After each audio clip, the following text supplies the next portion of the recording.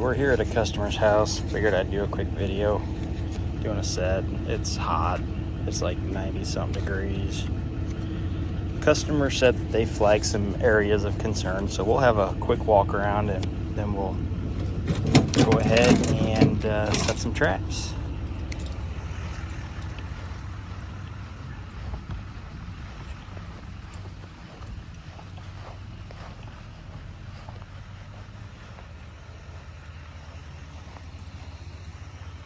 Looks like they've got the flags here. It looks like definitely some tunneling going on here. Another good place to always check is like up against foundations. If you don't see much going on out in the yard, always check up against the foundations. But you can see here where this mole's been working in this bed, and when it gets hot and dry and everything starts to dry out in the yards, the moles will gravitate towards these mulch beds because the beds hold the moisture and the insects really like it. So a lot of times this is pretty textbook here. You can see where he's kind of come out of the bed here, maybe gone a little deeper, we don't know. Doesn't really matter. I don't see a ton of activity over here. So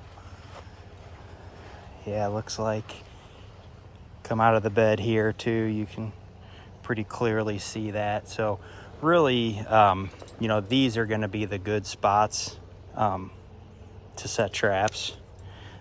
So we can always do like one here and maybe one up here kind of as a backup. You can see where they kind of hit the little parking pad here and have just worked their way down probably under it. I don't see much back here, but that probably real moist under there underneath that rock. But back over here in this bed, you can see there's definitely some mole activity in the mulch, and you can set in the mulch, but it's a lot easier to set where they might come out of the bed. He may have come out here and turned and went back in. But chances are he'll come back out again. He'll use that tunnel and follow it, just looking for food. So yeah, you can see this pushed up here. That's relatively fresh there.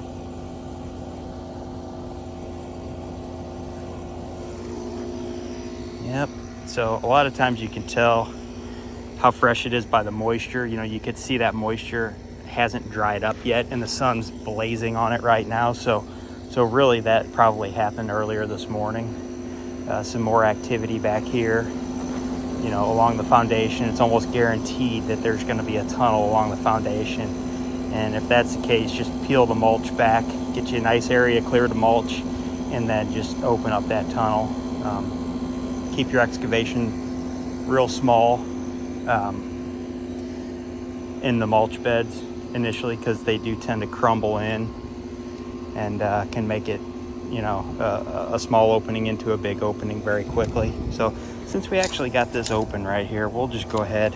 You can see I just opened it very little, use the spoon, kind of probe around, see if we can find where that other side goes.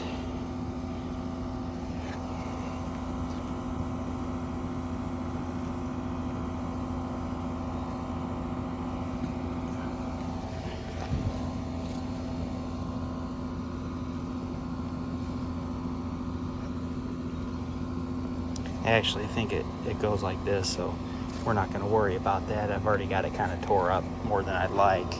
So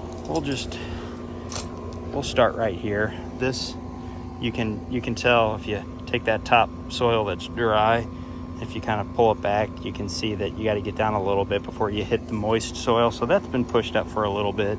I don't know exactly how long, but I know it probably wasn't this morning, probably yesterday or possibly the day before.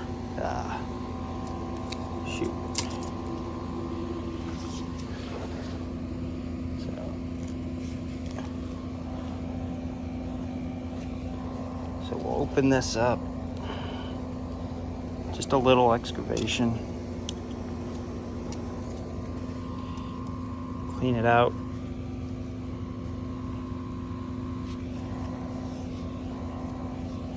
I like to use the chopstick method, I call it, where I just kind of reach in there instead of reaching in with your hand, because then you'll cave this all in if you reach in with your hand. You just drag that dirt, and when you put the spoon in, don't just put it in. You want to make sure that you're rubbing on the top of the tunnel so you don't push dirt down the tunnel. Okay, so you do that on both sides. Chopstick method to kind of pull this dirt out. It's important to pull this dirt out so you can, when you set the trap down in there, if you don't clean this dirt out, the pan will not want to go down far enough to catch the dog, and it can be difficult to set. So what we'll do is we'll go ahead, you can see how it's pretty much exactly the width of the trap, and you can see when I started off it was much smaller, but just me cleaning the dirt out and working it has opened it up a little bit. If you start with the exact width of the trap and you clean it out, you're going to end up too wide. So always start small. And then we'll take our trap, pinch the dog like this. Very important. Use your middle finger to steady the pan up, because if it's down, you're just going to nosedive the pan into the floor of the tunnel. So we hold that up when we put it in. This one's got bent. So we pinch the dog, steady the pan, and then we wedge it in there, push it down, get it down to the floor, and then push it down about another 1/2 inch or so. And it looks like I've only got one setter because the other one fell out in the truck, so I'm just going to set these with one setter, which is totally easy to do. Just kind of work it a little bit.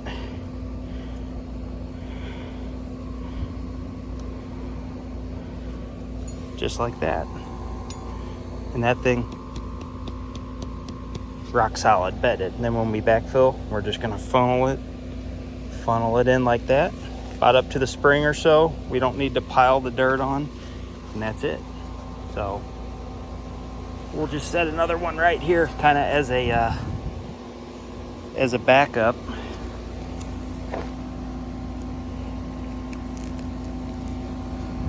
You can see a lot more moisture here.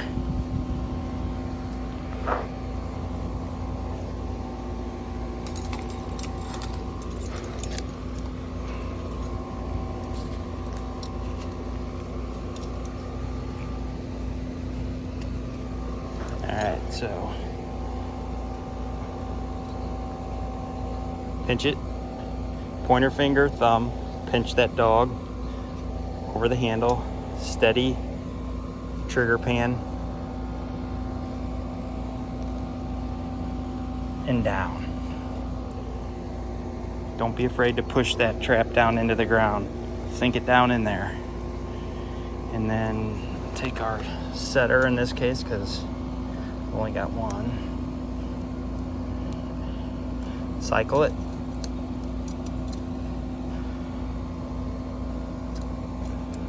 Okay, it's going to close under its own power.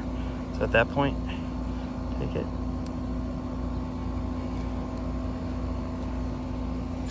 Set it. Rocks we do not want. So you take this, you see we don't have much backfill here, so we're just going to take what we got. I know some guys like to carry peat moss with them, maybe steal some from over here. That's it. Okay, let's go down here and set a couple traps.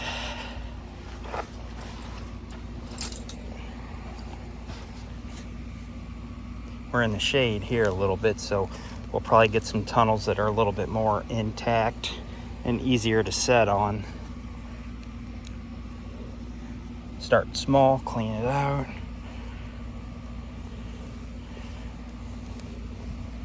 You can see how just cleaning it out, I'm making that opening, that excavation wider.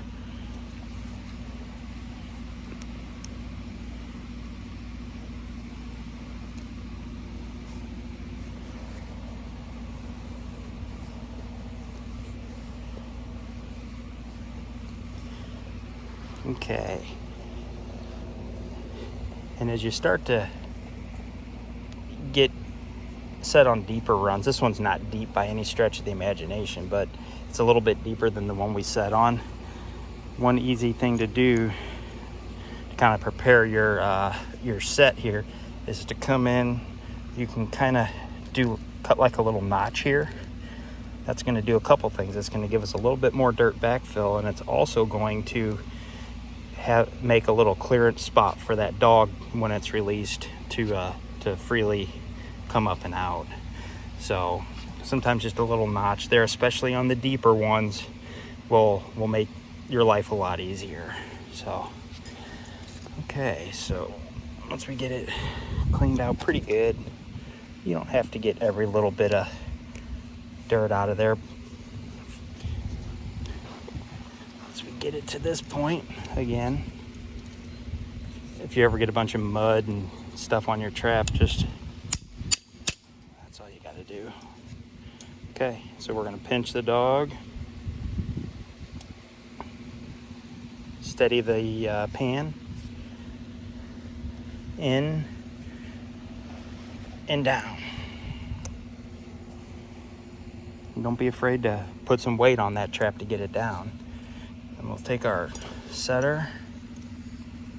Again, normally I would have two, but I left one in my truck. I guess it fell out of my pouch. Sometimes if you wiggle it back and forth a little bit like this, straight back and forth, not side to side, wiggle it back and forth right to you and away from you.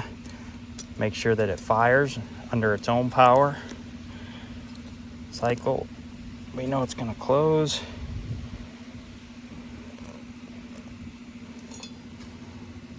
Just like that. You can see that pan is just off the floor of the tunnel. Then we'll just take our backfill here, backfill it. Doesn't have to be pretty. Just you want to try to block as much light entering the tunnel and airflow, breeze, just like that. And we'll just set another one right here.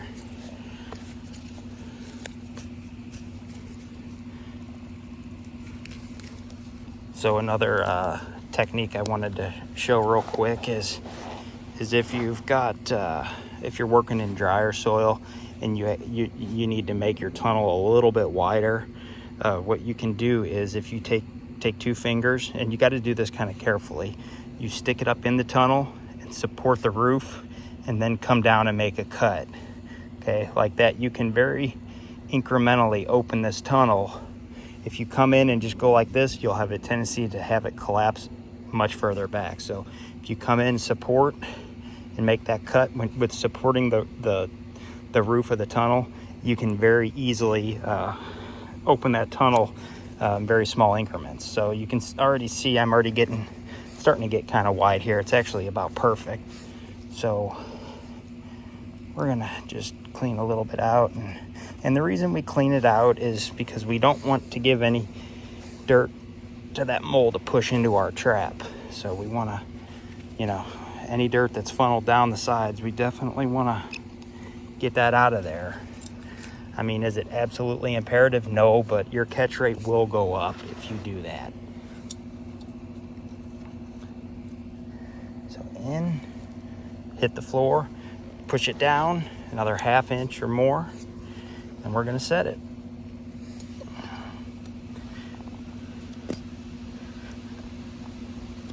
Make sure it cycles under its own power. That's it.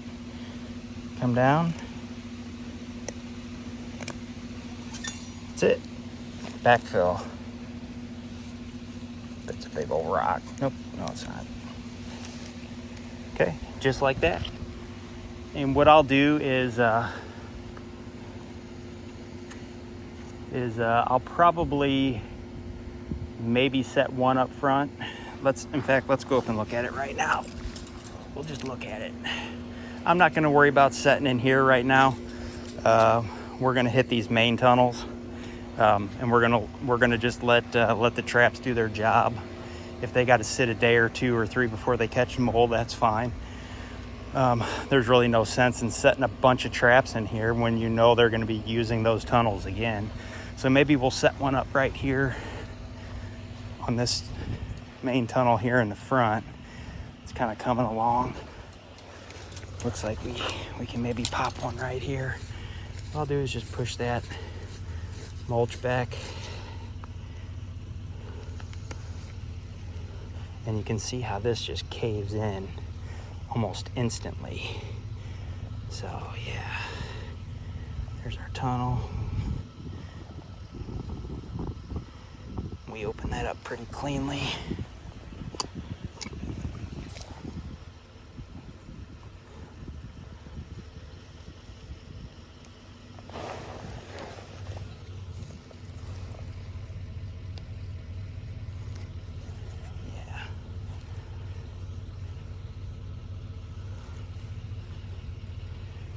Okay, yeah, these mulch beds can be very loose and cave in on you pretty quickly.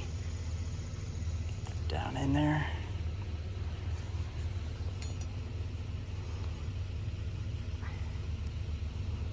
And a lot of times in these mulch beds, the ground's so loose that it really, the traps fire very easily in them, so you don't have to really cycle them more than once or twice. So, yep. And when you set these, you don't have to get the dog right at the edge of the pan. You know, I actually prefer to have the dog sticking out at the bottom of the pan a little bit. It lets the mole get into the trap a little bit deeper, and you tend to get better catches that way, versus like a claw catch or like a face catch. So yeah, I feel pretty good about that. So we got the 4 on the side and the 1 up front here. I'm going to shut this video off, but I'm going to do a quick walk around the whole house and double check, make sure there's no activity that maybe they didn't see, and then we'll go from there. Thanks for watching.